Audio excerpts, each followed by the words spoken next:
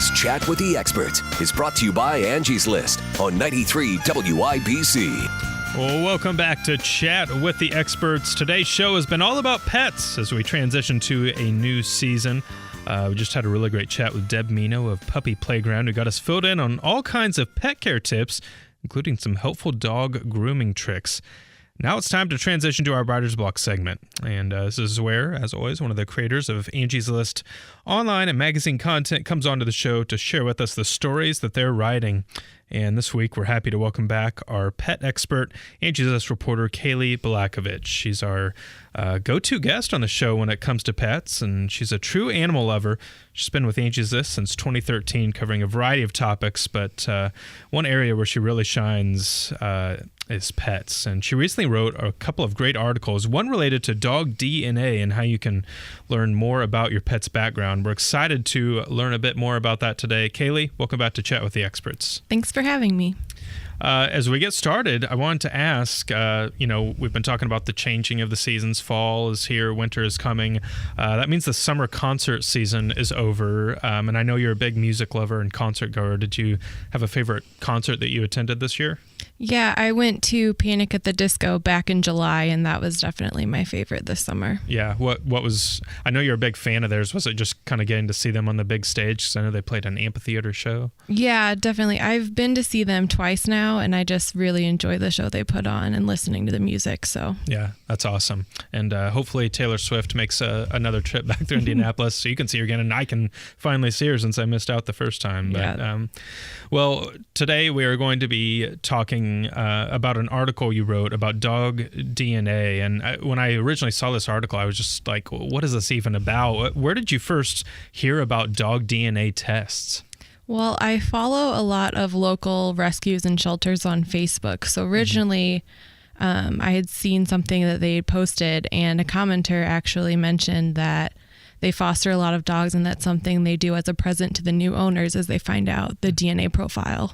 Okay.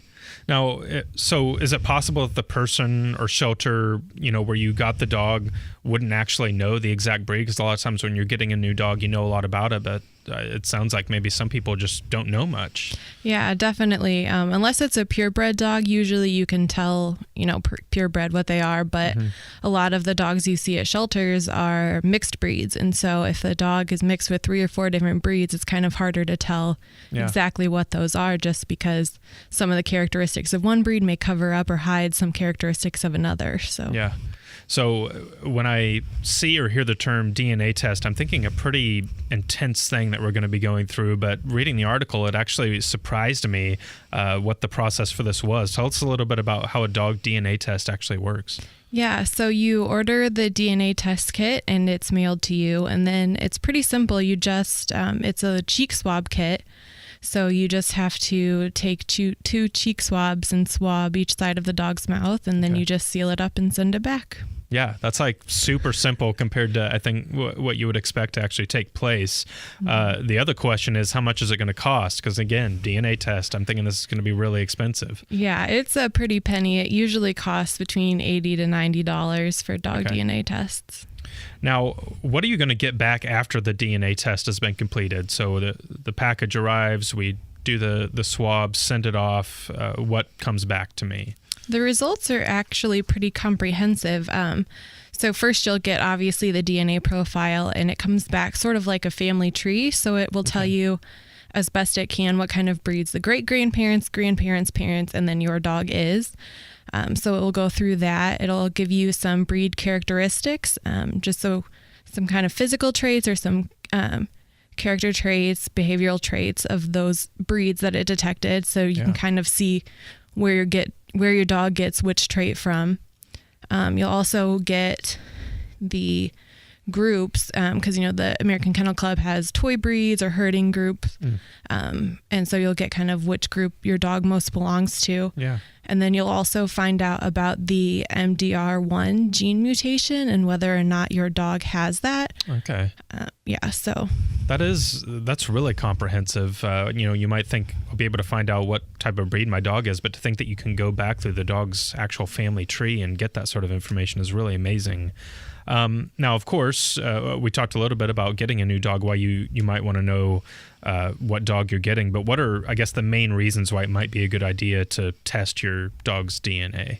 The MDR1 gene mutation is actually a really important thing, because what the MDR1 gene mutation is, it's multi-drug resistancy. And so some dogs, like most popularly herding dogs, have a resistance to some drugs that are kind of common for dogs, like they're heartworm preventive. So some of these dogs can take these medications and have terrible reactions that could even prove fatal. So knowing that your dog has that gene mutation is really important, because then you know to avoid those. Yeah, no question. That's really important stuff to find out.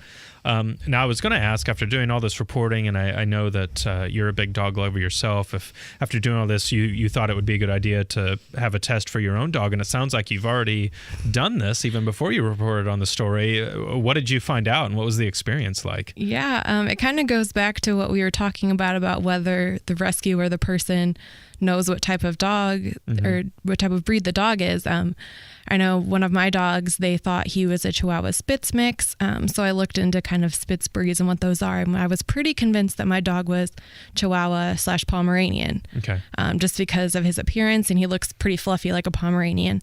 But the results said that he's actually half Chihuahua, half Pekingese, and then half a Lhasa Apso mix. So kind of different. No Spitz in there. Yeah. So... yeah, that's really cool. And I loved the article, the way it kind of breaks down this whole thing and why it's such a beneficial thing for dog owners to think about. Another thing, that pet owners may fear is their pet chewing on electrical cords around the house. And this is something that applies to another article you wrote recently about that specific subject, and knowing that we've got the holidays coming out, or coming up soon, and people can have lights strung up. There's always that fear that my pet's going to get into something that they shouldn't. Tell us a little bit about the research you did for this article on how to keep your pets from chewing on the cords. Yeah, so basically I just kind of had to look into what are some of the risks, and obviously electrocution is a big one. So I learned that you pretty much have to either hide the cords or make the cords unappealing to the dogs or even cats, just so they don't start chewing on them. So when you say unappealing, what does that mean? What can I do to make my electrical cords unappealing? The biggest thing you can do is buy a specific spray that they typically sell in pet stores. They call it kind of a bitter no chew spray, and it has a bitter taste to it. So you spray it on the cords, and then your pet won't want to chew on them. But also you should definitely be around your pet the first time you do it, because there's always the oddball dog that will think that it tastes delicious. So you just have to make sure that it actually works for your pet. Yeah. Are there ways that you can, I guess, train your dog to sort of stay away from the cords in your house? Yeah, you would just kind of do the same thing. You can train pets not to go on furniture, stuff like that. So you can just make sure that they know that the area around the cord is off limits. And so, if they go near it or start trying to chew on cords, just correct them. Or I know a lot of the times when you pets are doing something they're not supposed to, just make loud noise to distract them. So you basically just need to distract them from going near the area until they understand that they're supposed to stay away. Right. And of course, there's things you can do on the front end, like keeping cords out of the way in as many ways as you possibly can to avoid the problem altogether. Is the electrical cord thing something you've had to deal with your own dog in your home, or has that been a non-issue? Luckily, it's been a non-issue.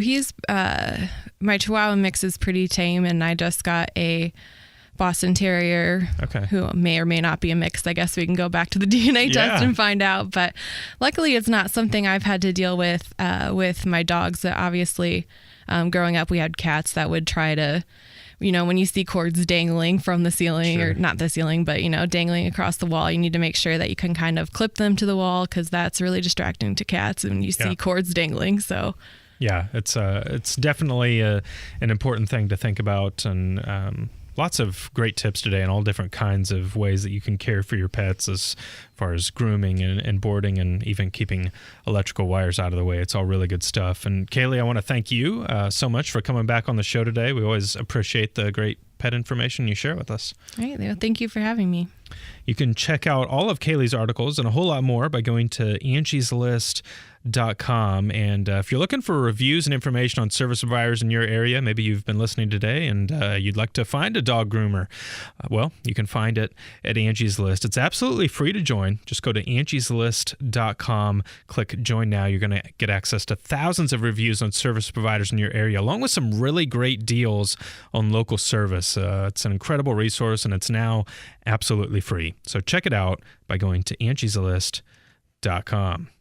Another big thank you to our guest today, Deb Mino of Puppy Playground. She shared a lot of really great advice on preparing your pet for the upcoming colder season and for pet grooming as well.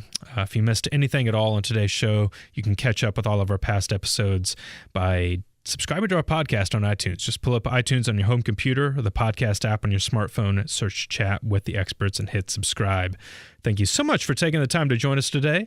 You've been listening to Chat with the Experts. I'm Kyle Hawk, and we'll catch you next time. With 20 years of experience under our tool belt, Angie's List guides members through all kinds of home improvement projects, from kitchen sinks to koi ponds. And you can find our advice, tips, and information, including articles, videos, and even podcasts in one easy place, the Angie's List Solutions Center. Don't delay. Visit angieslist.com/articles to learn more today.